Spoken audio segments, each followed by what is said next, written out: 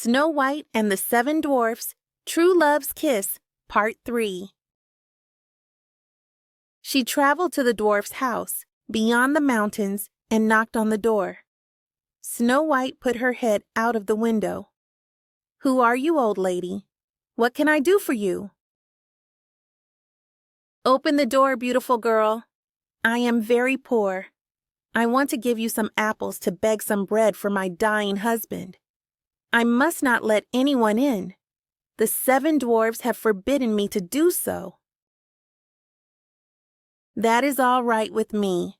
Here, I'll offer you one of these fresh and delicious apples in return of a piece of the bread loaf dear." When Snow White saw the beautiful and shining apples, she could not resist to have it. She could not resist to have it. She went into the kitchen, brought big loaf of bread freshly made for the seven dwarfs' meal. She gave it to the old lady and took the apples in return for the dwarf's meal. She barely had a bite in her mouth. She fell on the ground, dead. The wicked queen transformed into her real self. White as snow, red as blood, black as ebony wood. The seven dwarfs shall never ever awaken you.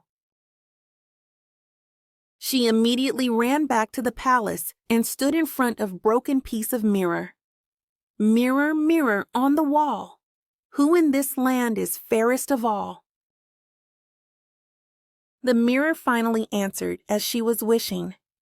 "You, my queen, you are the fairest of all." When the dwarfs came home in the evening, they found Snow White lying on the ground. She was not breathing at all. She was dead. They lifted her up and looked at her longingly. They talked to her, shook her, and wept over her. But nothing helped. The dear child was dead, and she remained dead. They laid her on a bed of straw, and all seven sat next to her and mourned for her and cried for 3 days.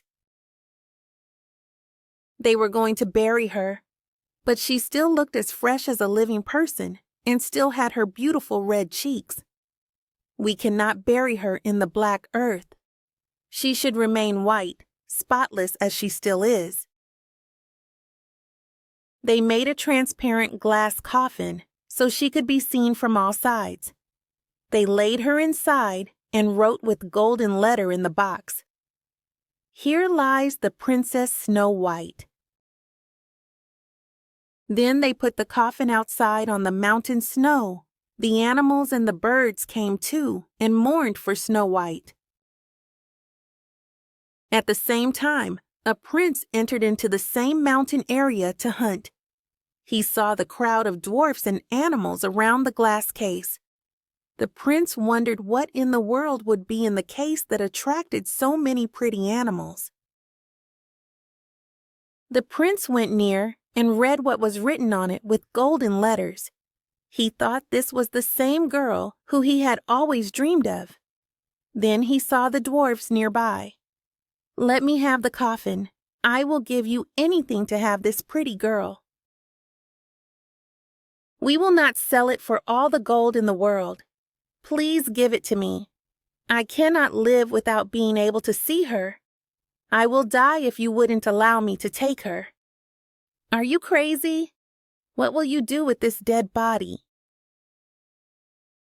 "I will honor her and build a monument near my palace to rest her soul in peace."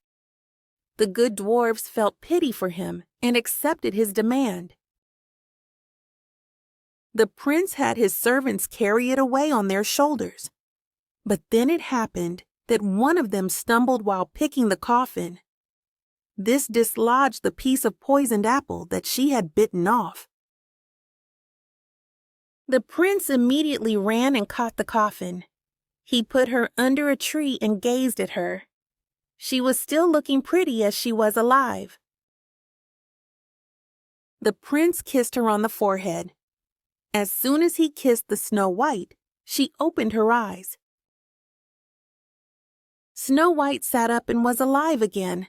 "Good heavens, where am I?" You are with me.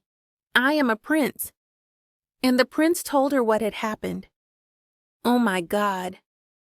You decided to keep me even if I was dead. But why? You are the only girl in my dreams. I love you more than anything else in the world. Come with me to my castle. Will you marry me and be my queen?" "Yes, my charming prince, but I want to see my father first. I wish that he would bless our marriage." "But I heard that your father is lost somewhere and hasn't come back to the kingdom for a long time." "This must be a trick of my wicked stepmother. Please do something so that we can find him." "Okay. Let's go to the palace and search for him." So the prince decided to search for her lost father. He conquered her kingdom against the wicked queen. In the castle, they discovered Queen's secret room and found Snow White's father in secret prison, and they released him. On the other hand, when the queen saw the king released from prison, in the terror of the king and others, the queen ran out of the kingdom and never ever was seen ever again. The king announced the marriage of her daughter in the palace court. Snow White got married with a grand celebration and splendor. Everyone lived happily ever after.